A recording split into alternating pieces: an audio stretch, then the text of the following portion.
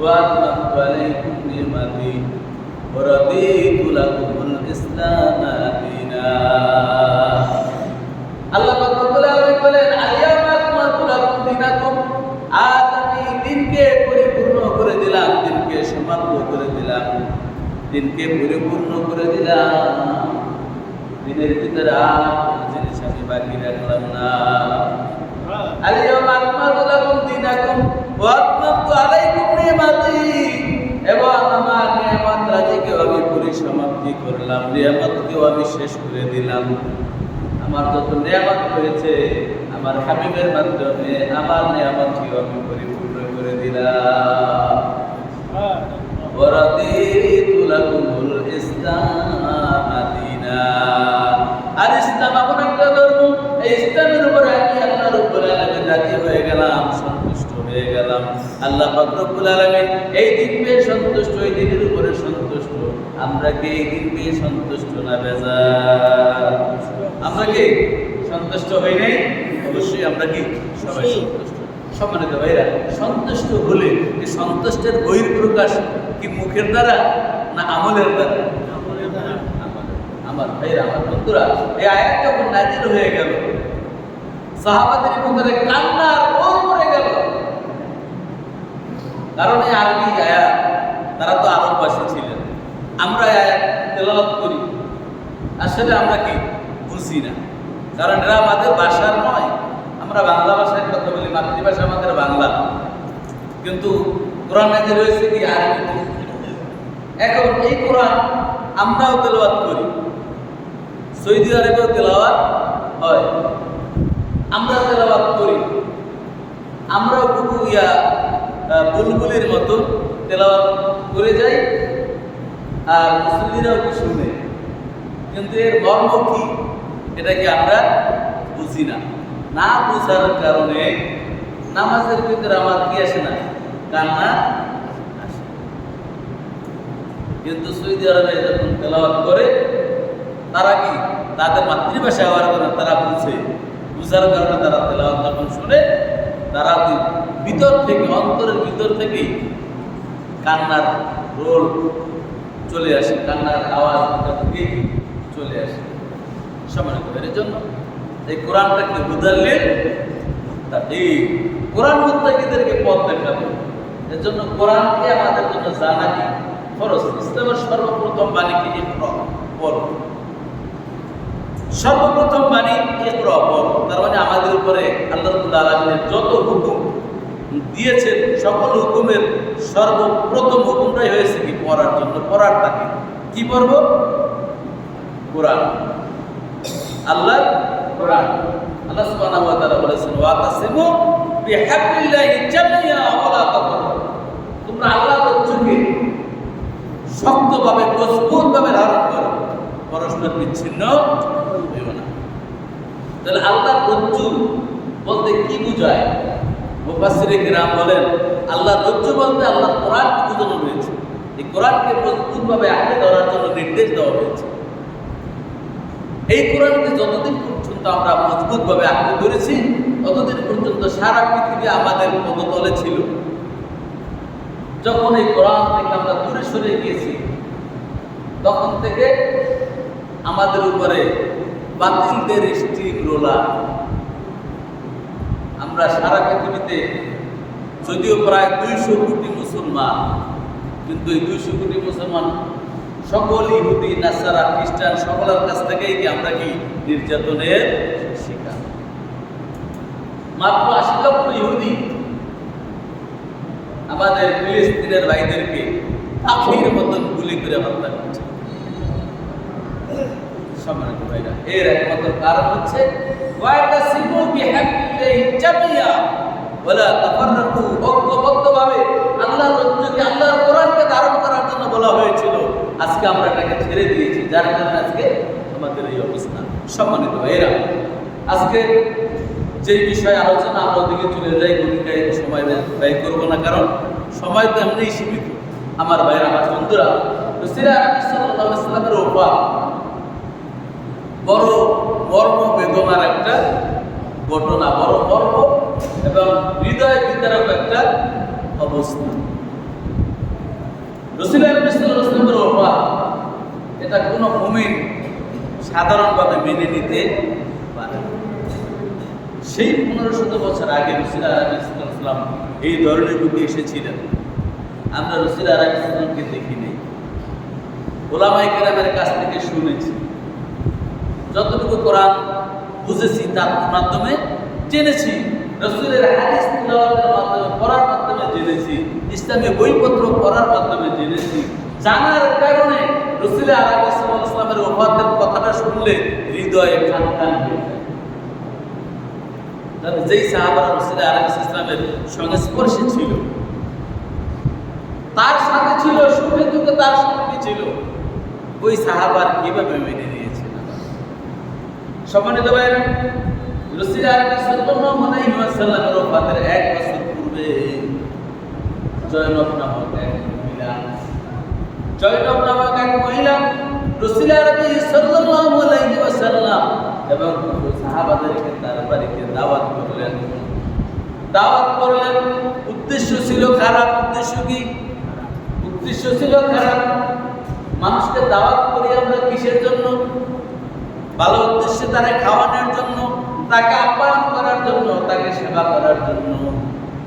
কিন্তু ওই মহিলার উদ্দেশ্য ছিল বিপরীত। খায়বারের যুদ্ধে ওই মহিলার স্বামী নিহত হয়েছিল। ওই মহিলা স্বামীর বদলা নেওয়ার জন্য রাসূল আরবি সাল্লাল্লাহু আলাইহি ওয়াসাল্লামকে এবং তার ঘনিষ্ঠ সাহাবীদেরকে দাওয়াত করলেন তাদেরকে হত্যা করার জন্য। আমার ভাইরা, আমার বন্ধুরা, জয়নব মহিলা রাসূল আরবি সাল্লাল্লাহু আলাইহি ওয়াসাল্লামকে দাওয়াত করলেন। এক মুসলমানের প্রতি আরেক মুসলমানের 6টা হক, এর মধ্যে একটা হক হলো কোন ব্যক্তি যদি কোনো মুসলমান যখন তাকে দাওয়াত করে দাওয়াত গ্রহণ করা। রাসূল আরবি সাল্লাল্লাহু আলাইহি ওয়াসাল্লাম যদিও তিনি মুসলমান ছিলেন না, এরপরেও তিনি দাওয়াত করলেন। রাসূল আরবি সাল্লাল্লাহু আলাইহি ওয়াসাল্লাম দাওয়াত কবুল করলেন। এই জন্য তাকে দ্বীনের দাওয়াত দিবে, তাকে দ্বীনের পথে আনার জন্য রাসূল আরবি সাল্লাল্লাহু আলাইহি ওয়াসাল্লাম দাওয়াত কবুল করলেন। তাহলে আমরা বিধর্মীদের সাথে বন্ধুত্ব করতে পারবো, তাদের বাসায় দাওয়াত খেতে পারবো। উদ্দেশ্য কি? উদ্দেশ্য থাকতে হবে তাকে আমার আদর্শটা, আমার দিন তাকে উপস্থাপন করবো, তাকে বুঝাবো। এই উদ্দেশ্য যদি থাকে তাহলে আপনি বিধর্মীদের সাথে সম্পর্ক করতে পারেন, বন্ধুত্ব করতে পারেন, তার বাসায় দাওয়াত দিতে পারেন। অন্যথায় না। অন্যথায় কি দাওয়াত গ্রহণ করা যাবে না। কোনো বন্ধু আপনার কি না, কোনো বিধর্মী আপনার বন্ধু হতে পারে। আল্লাহ সুবহানাহু ওয়া তাআলা বলেন, ইন্নামাল মুশরিকুনা নাজাসুন, তারা নাপাক। আউলিয়া বাদুহুম আউলিয়া বাদ, তোমরা পরস্পর বন্ধু আর ওরা পরস্পর বন্ধু। কাফের, মুশরিক, বিধর্মী ওরা পরস্পর বন্ধু, ওরা তোমাদের বন্ধু কখনো হবে না। তবে আপনার আদর্শ দিয়ে যদি তাকে আপনার দিনে আনতে পারেন, এই উপলক্ষে আপনি কি করেন? তার সাথে বন্ধুত্ব করতে পারেন। সম্মানিত ভাইরা, রাসূল আরবি সাল্লাল্লাহু তার দাওয়াত কবুল করলেন। দাওয়াত কবুল করার পরে তার বাড়িতে গেলেন। ওই মহিলা তাদের জন্য গোশত ভুনা করলেন এবং রুটি তৈরি করলেন। ওই মহিলা যখন মাংস এবং রুটি তাদের সামনে পরিবেশন করলেন, সাথে সাথে আল্লাহ পাক রব্বুল আলামিন জিবরাইল আলাইহিস সালামকে হাজির করে দিলেন। জিবরাইল আলাইহিস সালাম বলে, ইয়া রাসূলুল্লাহ, ইয়া হাবিবাল্লাহ, এই খাবারের ভিতরে বিষ মিশানো, খবরদার এই খাবার আপনি খাবেন না, এই খাবার আপনি খাবেন না। জিবরাইল আলাইহিস সালাম নিষেধ করার মধ্যে ইতিমধ্যে এক সাহাবী এক টুকরা মাংস মুখের ভিতরে পুরে দিলেন এবং এক টুকরা মাংস খেয়ে ফেললেন। এক টুকরা মাংস খাইতে না খাইতে মুহূর্তের ভিতরে ওই সাহাবী বিষের বিষক্রিয়ায় দুনিয়ার থেকে মুহূর্তের ভিতরে বিদায় হয়ে গেল। মুহূর্তের ভিতরে সাহাবী কি বিষ, এত পরিমাণ বিষ দিয়েছে, মুহূর্তের ভিতরে সাহাবী দুনিয়ার থেকে বিদায় হয়ে গেছে। রাসূল আলাইহিস সালাম খেলেন। এখন রাসূল আলাইহিস সালাম খেলেন না, অন্য সাহাবারাও খেলেন না। এবার মহিলা বলছেন, ইয়া রাসূলুল্লাহ, ইয়া হাবিবাল্লাহ, আপনার রব যিনি আপনাকে জিবরাইলের মাধ্যমে জানাই দিলেন, তার ফেরেশতার মাধ্যমে আপনাকে জানাই দিলেন যে এটার ভিতরে বিষ আছে, এটা আপনি খাবেন না। আপনার সেই রব কি আপনাকে বাঁচাইতে পারে না এই বিষ খাওয়ার পরে? আপনি যদি সত্যিকার নবী হয়ে থাকে তাহলে এই বিষ মিশানো খাবার আপনি খাবেন, খাওয়ার পরে আপনি যদি জীবিত থাকেন তাহলে আপনি সত্যিকারের নবী, না হলে আপনি সত্যিকারের নবী না। আপনি রাসূল আলাইহিস সাল্লাল্লাহু আলাইহি সাল্লাম কি কর্তব্য বিমূঢ় হয়ে গেলেন। রাসূল আলাইহিস সাল্লাল্লাহু আলাইহি সাল্লাম বলে, ও মহিলা, যে রব্বুল আলামিন আমাকে, আমার কোনো আকৃতি ছিল না, বিনা আকৃতিতে আল্লাহ পাক রব্বুল আলামিন আমাকে সৃষ্টি করলেন। ওই রব্বুল আলামিন আমাকে এই বিষ খাওয়ার পরেও আমাকে জীবিত রাখতে পারে। আল্লাহ রব্বুল আলামিন যদি চান এই বিষ খাওয়ার পূর্বেও আমাকে দুনিয়া থেকে নিয়ে যাইতে পারেন, আর আল্লাহ রব্বুল আলামিন যদি চান তাহলে এই বিষ খাওয়ার পরেও আল্লাহ আমাকে জীবিত রাখতে পারে। মহিলা বলছে, তাহলে আপনি ভয় করছেন কেন? আপনি খান। রাসূল আরবি সাল্লাল্লাহু আলাইহি ওয়াসাল্লাম বিসমিল্লাহ বলে সেই বিষ মিশানো মাংস খেলেন। রাসূল আরবি সাল্লাল্লাহু আলাইহি ওয়াসাল্লামকে আল্লাহ পাক রব্বুল আলামিন দিব্যি সুস্থ রাখলেন। সুস্থ রাখার পরে মহিলা বলছে, ইয়া রাসূলুল্লাহ, ইয়া হাবিবাল্লাহ, অবশ্যই আপনি আল্লাহর নবী, তবে আপনাকে আমি মারার জন্য ষড়যন্ত্র করেছি এই জন্য, কারণ খায়বারের যুদ্ধে আপনার সাহাবারা আমার স্বামীকে দুনিয়া থেকে বিদায় করে দিয়েছেন, যার কারণে এর বদলা নেওয়ার জন্য আমি আপনাকে মারার পায়ে ধরা করেছিলাম। রাসূল আরবি সাল্লাল্লাহু আলাইহি ওয়াসাল্লাম বলেন, তোমার স্বামী তো ইসলামের বিরোধিতা করেছিল, তাকে তো এমনিতে মারা হয় নাই, সে দিনের বিরোধিতা করার কারণে সে তো যুদ্ধের জন্য খায়বার প্রান্তরে হাজির হয়েছে, সাহাবারা তাকে হত্যা করেছে, তাকে তো উদ্দেশ্যহীনভাবে খালি খালি তাকে হত্যা করা হয় না, এই জন্য তো সাহাবারা দোষী না।